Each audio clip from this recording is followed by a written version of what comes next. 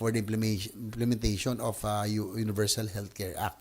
So they really have a lot of explaining to do.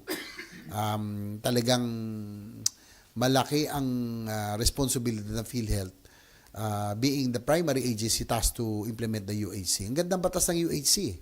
No, kaya lang people have to rely on other programs. Sa malasakit dapat sana kung nandoon na 'yon sa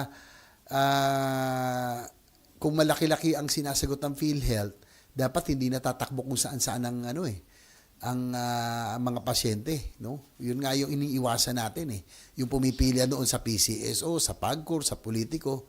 Yun ang gusto natin mawala. Na dapat pag na-hospital, automatic nandun na. Nakabawas na o nandun na yung assistance sa gobyerno, dapat ramdam na. Okay, Aaron. Good morning, Sen. Sen, Aaron po from SMNI.